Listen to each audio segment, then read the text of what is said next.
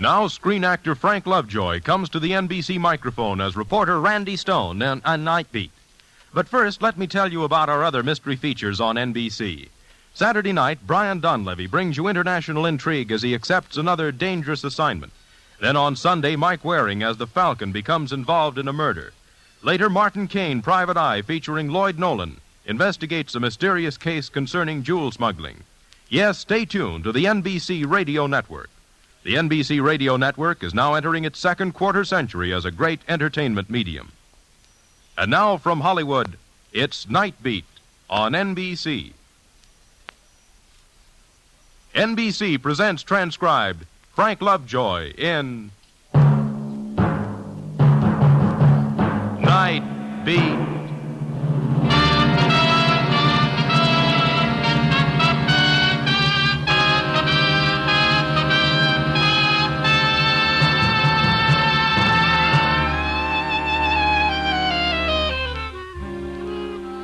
Hi, this is Randy Stone. I cover the Night Beat for the Chicago Star.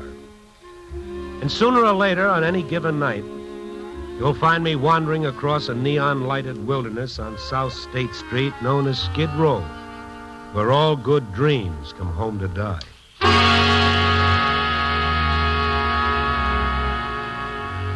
That night, the moment I reached the street, I knew that something was decidedly different. Up ahead was Rescue Mission, a shabby little store with a crudely crayoned sign offering salvation and vegetable soup to one and all. Tonight, Rescue Mission had a lineup of lost souls half a block long. I went over to see what the excitement was all about, but a bearded old gent in gym shoes and an army overcoat held together by safety pins barred my path. Don't get rambunctious, buddy boy. Stand in line like a good soldier. Yeah, well, I just want to get through Stand in line, or I warn you, I'll wake up. You'll what? And you'll be gone. Huh? Kindly remember you're just an insignificant figment of my magnificent dream. Oh. That old wives' tale about pinching yourself, and if you feel pain, then you're awake. Yeah? There's nothing to it. Observe, figment of my imagination, I pinch myself. Ouch! The pain is fearful, and still I dream that the rescue mission on Skid Row is serving filet mignon.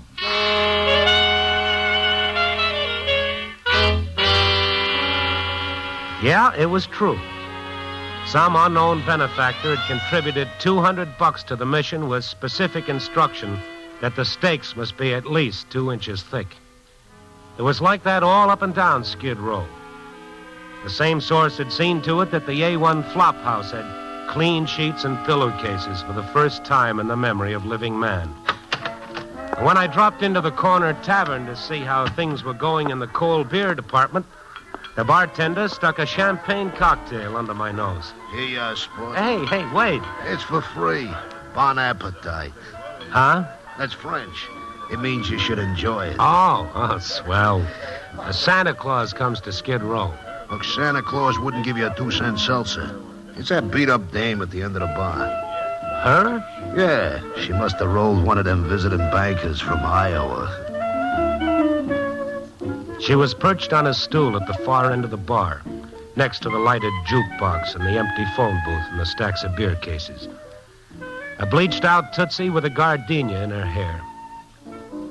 As I walked toward her, the shifting lights of the jukebox turned her face into a multicolored mask. First blue, then amber, then rose, and then blue again. And then I was beside her, and the illusion of a mask was even stronger.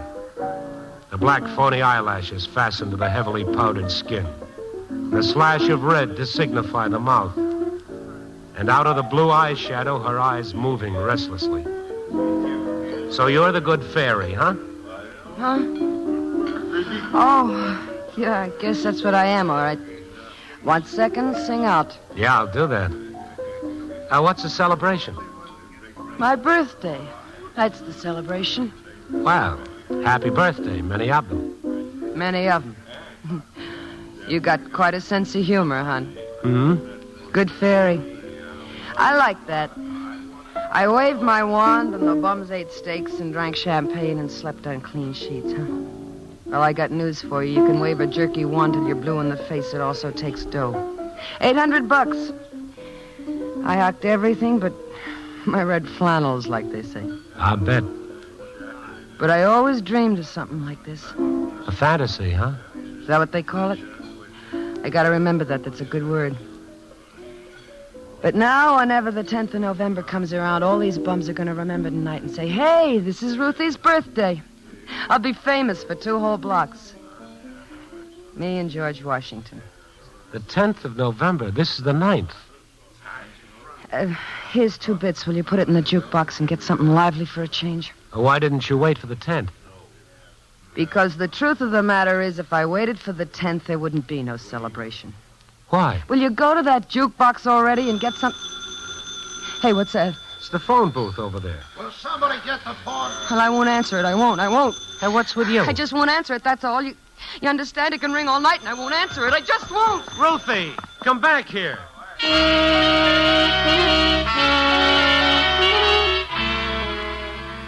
I looked back at the bar and saw that in her terror the dame had forgotten her purse. I opened it to see if I could find any identification. And the card in her wallet said Ruth Martin and an address in St. Louis. I also found a hotel key with the name Royal Hotel, Chicago, Illinois, stamped on the leather holder. I also found a nice, neat .32 revolver, brand new, fully loaded, ready for business.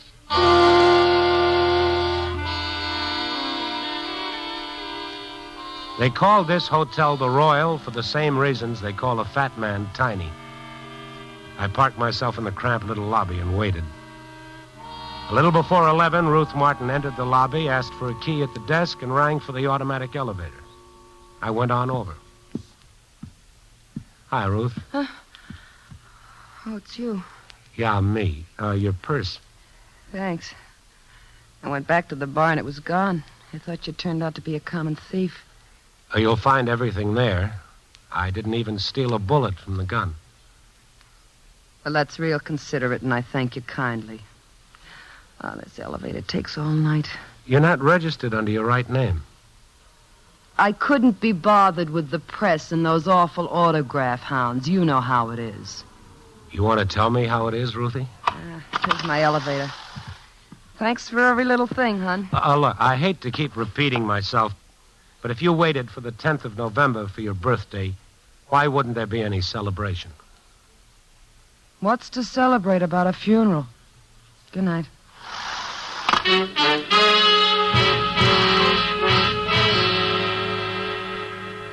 I took the stairs behind the elevator. The second-floor hallway was a dark, narrow passage with a raw electric light casting a faint glow over the double rows of sealed doors.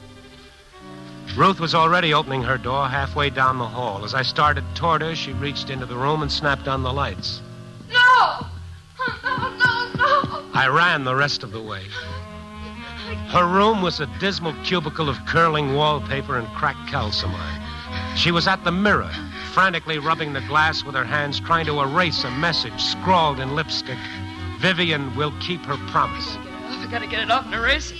All over the room, the same scribbling in red lipstick, like the meaningless doodlings of a child. How did she find me?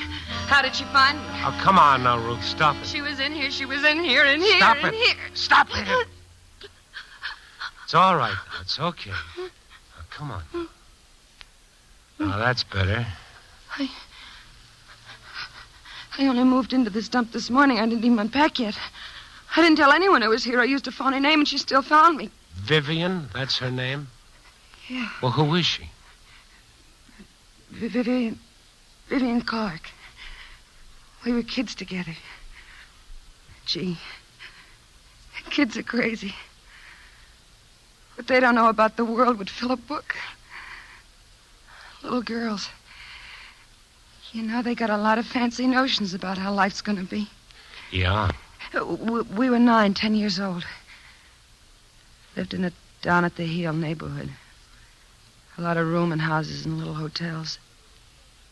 And there were these dames who was always getting drunk and fighting. What do I have to do? Draw you a picture? No picture, Ruth.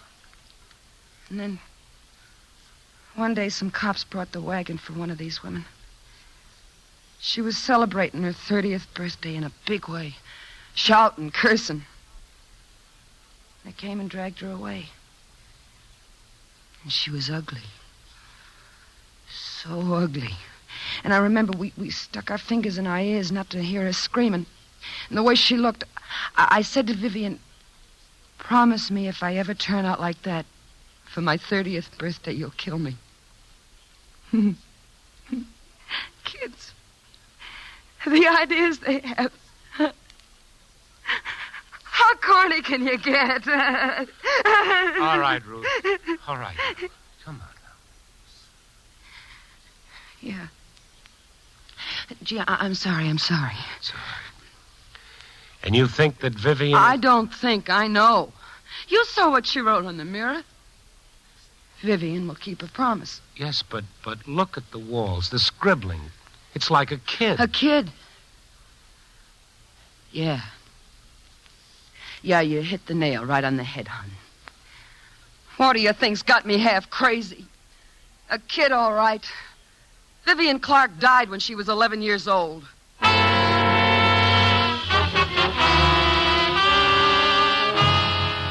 That was a small statement that called for coffee, strong and black. So I took Ruth downstairs to a deserted little restaurant next to the hotel. And after a while, Ruth looked up from the coffee. You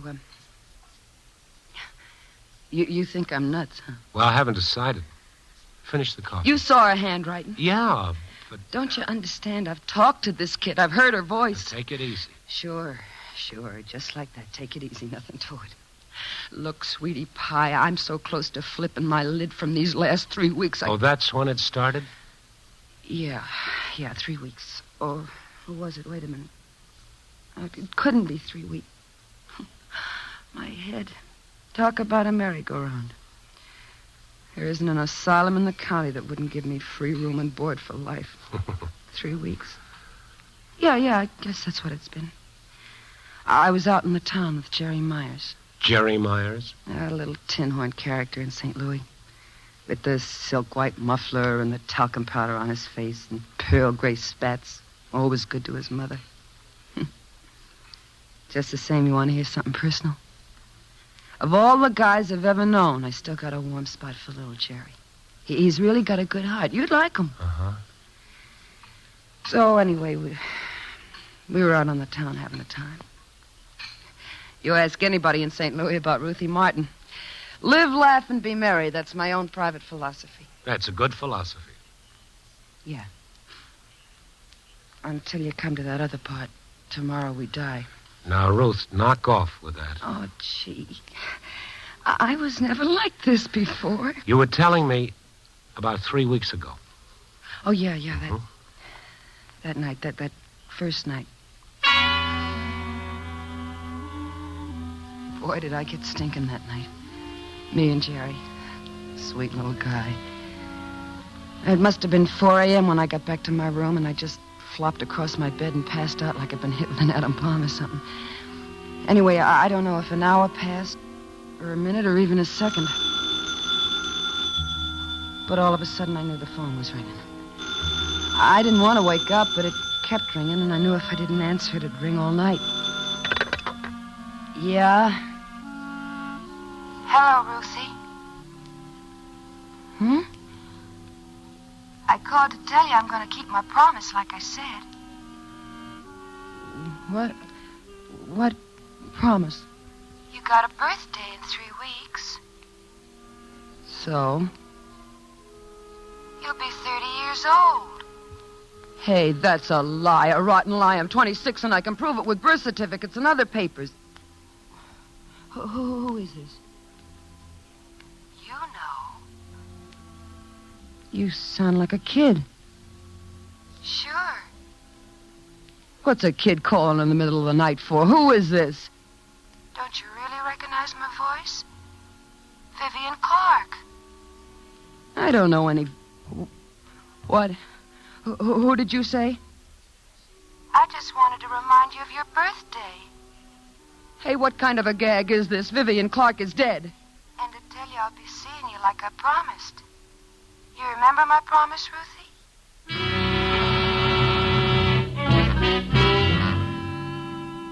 when I woke up the next morning, I thought it was all a dream. And by nighttime, I'd forgotten all about it. And then, just like before, right after I'd fallen asleep, the phone again. This is Vivian. Look, who's ever pulling this lousy gag, I think it stinks. And if you keep on doing it, I'm going to make plenty of trouble. Vivian. And I promised. Stop it, will you? Stop it!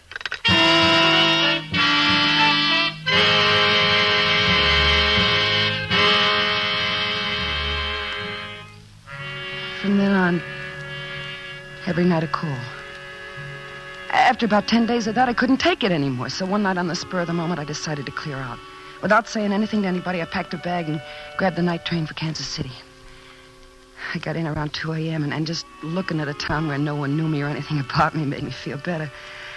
I found a nice hotel. I took a hot shower and had a little nightcap. And I really felt okay. Ready for the first good night's sleep in a long time. Snapped off the lights and I crawled into bed. And then I saw I was looking right at the phone on the nightstand. It gave me the jitters, you know. I reached for the phone to put it on the floor out of sight. But the minute I touched it...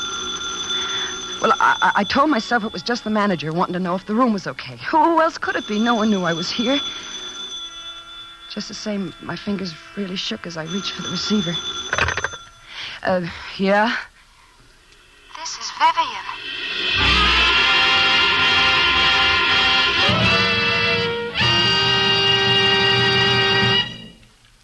And that's how it's been ever since, Mr. Stone. I see. I bet I moved 15 times in the last 10 days, from KC to Duluth to Chicago. And she still follows you. And tomorrow, for a birthday present, she catches up with me. She catches up with me, Mr. Stone. Look, Ruth, I know a fella. He's a nice, friendly guy. He happens to be a doctor. Oh, I was waiting for that one.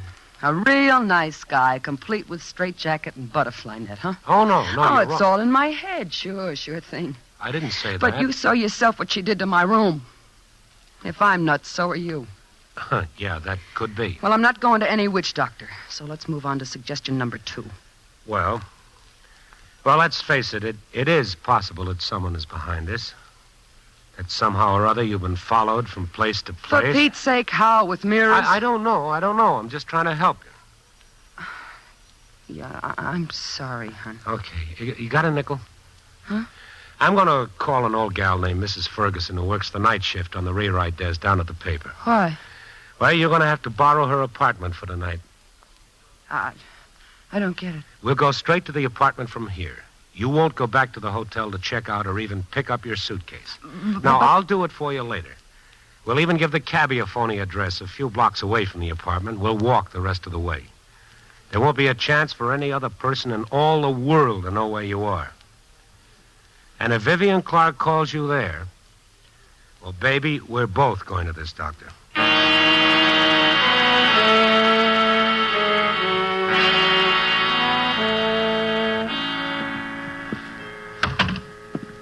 Hey, this place is kind of cute. Yeah. You get so tired of hotel rooms. They're lonely. Uh-huh. Say, you think she's gotten the aspirin in the medicine cabinet? I got a headache to end all headaches. Boy, I'm really knocked out. Well, why don't you take a hot bath and try to get some sleep? I'll go and get your suitcase. I just hope the minute you're gone, the phone don't ring. It won't ring, Ruthie. Double lock the door. Hey. Hmm? Why are you doing all this? Oh, well, I'm an overage Boy Scout. No, I'm serious. Well, I don't know. I guess maybe you've been hit on the head long enough. Maybe that's it. Look, before you go, would you kiss me?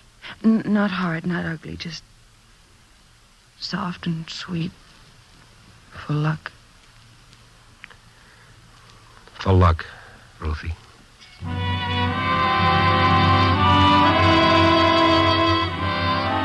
I went on back to the Royal Hotel for Ruthie's suitcase. Ruthie's door was unlocked just as we'd left it. I opened the door, went into the room, was searching for the light switch when I saw the cigarette glowing in the dark. I whirled around, trying to reach the door. Hold everything, you. I got a snub-nosed 38 and an awful temper. So? Where's the little lady? Ruth or Vivian? I'm a fellow who likes a straight answer, you. Where's Ruth Martin? I'd much rather talk about Vivian. Are you behind the... What have you done with Ruth Martin? Listen to me. I'm going to be very distinct and precise, you, like H.V. Callenmore or somebody. Once more, I'm going to ask you. Then I'll remain silent for a reasonable length of time. Then, if you have an answer to my satisfaction, I'll kill you. What have you done with Ruth Martin? Sport, take my word for it. I never been more serious in my life. Where is she? Where is she? Where's Ruth? Will you tell me, please? Please, mister. Toss the snub-nosed 38 on the floor and we'll talk. I haven't harmed her. She's okay. Where is she? The gun. No. It's the only way. All right. Thanks. Where is she? You sure she's okay? Why'd she run off like that? Wait. Let's get some light on the subject. It's better. Oh, I'm sorry I got so much of my blood on your white silk muffler. Oh, that's okay. I got half dozen more that I... Oh, you're being humorous. Yeah, that's what I'm being, all right. Talcum powder, pearl gray spats, good heart. Mm-hmm. Well, I suppose love sometimes softens the picture. Huh? Jerry Myers, huh?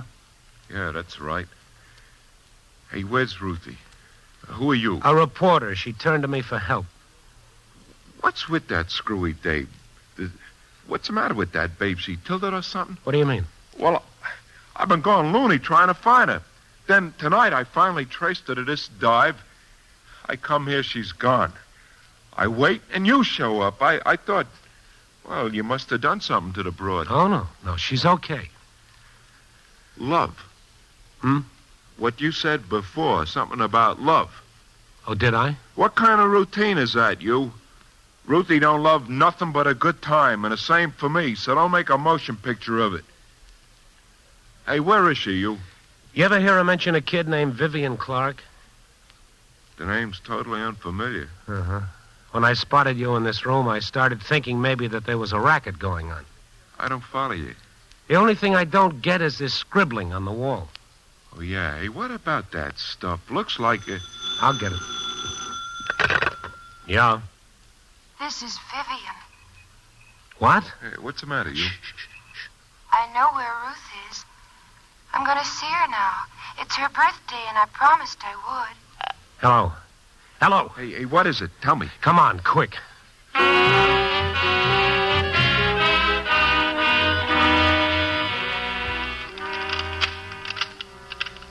Hurry, will you? Yeah. Ruthie! Ruthie! I'm back here in the bedroom, Mr. Stone. The bedroom? Don't let it trouble you. Come on. What is it? Is something wrong?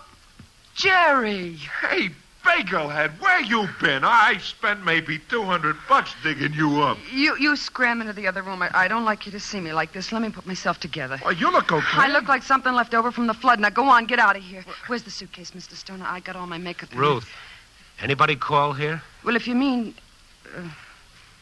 that certain party, no. I got a hunch I really lost her this time. Nobody ring the bell? Anything like that? Well, maybe you fell asleep, didn't hear. I couldn't fall asleep. I couldn't find the aspirins. Oh, I got a headache. Shouldn't happen to two dogs. One couldn't stand it. Same old Ruthie. Yeah. Big deal. Are you sure about no calls? Hey, what's all the questions and answers about, huh? Come on, tell me. Nothing. But the way you... Boy, my head. I almost passed out from the pain. Look, Jerry, would you be a doll and run down to the drugstore for some aspirin? What do you think, Mr. Stone? Yeah, go ahead. Be sure and lock the door on your way out. Why? Hey, what's going on? I'll be right back, and you try to relax, Ruthie. A heart of gold he's got. Yeah. Now, look, Ruthie, I want you to really think. Is there any reason why someone would want to trick you with this Vivian Clark routine? Why? What reason would they have for... What's that? The mantel clock. Oh, it's 12 o'clock. That makes it the 10th of November. Happy birthday. She said she'd be here on my birthday. Well, don't worry about that. Jerky little kids. Thinking the world's all pure and noble. When you're 10 years old, you're really a square. When does that clock stop? Pretty soon. I feel shaky and cold. Feel my hands. They're like death. Oh, you're all right. My head is throbbing so. Throbbing. I'll get you a cold towel, make you feel better. I went to the funeral. Saw him put her in the ground. In her nicest white gingham dress, I saw him bury her. Now, you try to relax. I'll get the towel. I'll be right back. Happy birthday, Ruthie. My hand turned to ice on the doorknob. I felt something cold flop over in my stomach and lie still. I told you I'd be here. I started turning around to look back into the room, and it was torture. Agony. Because I knew there wouldn't be anybody in the room but Ruthie. All these years I waited to keep my promise. And now I have.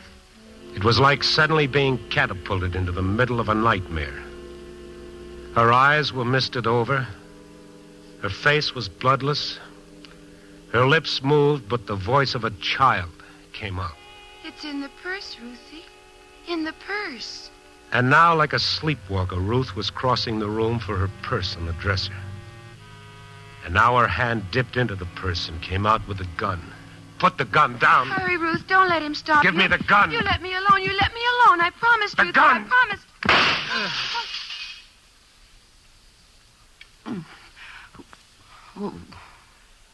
What was that?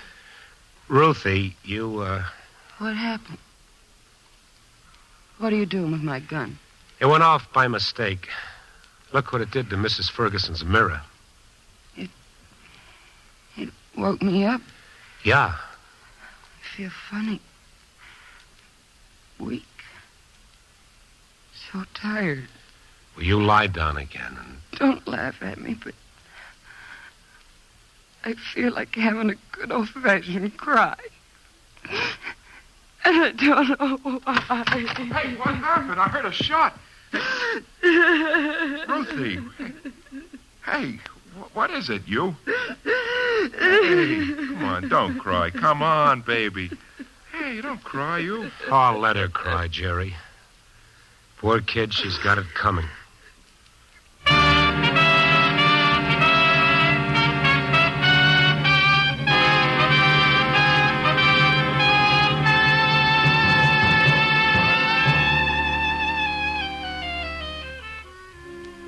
It would be nice to say that that was the end of the story and that Ruthie and her Prince Charming went back to St. Louis, and lived happily ever after. Unfortunately, Grimm's fairy tales are, well, they're a lot different than grim life. But at least now Ruthie's got a chance. That doc that she was so afraid of, the one who wouldn't know a butterfly net from a burlap bag, he's helping her. And Jerry of the silk mufflers and the good heart is helping her, too. And with luck and time, Ruthie will come to understand why the Vivian of her childhood came back to haunt her. No, we can never be as good and pure as we're determined to be at 10. But neither are we so hopeless and lost as we sometimes think we are at 30. I don't know. If life was nothing but a fairy tale, it might be pretty boring. Just think of nothing to look forward to, but to live happily ever and ever and ever after. Copy, boy.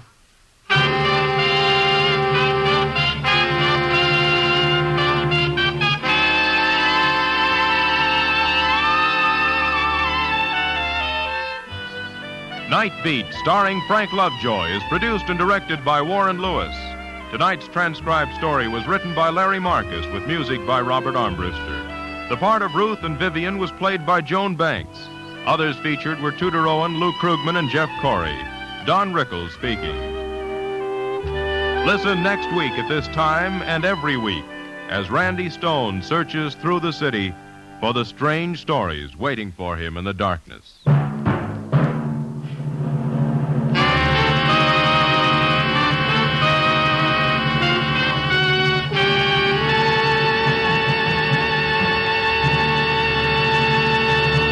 Night Beat came to you from Hollywood. It's the Silver Jubilee on NBC. Saturday morning, enjoy another great half-hour program on the Somerset Maugham Radio Theater.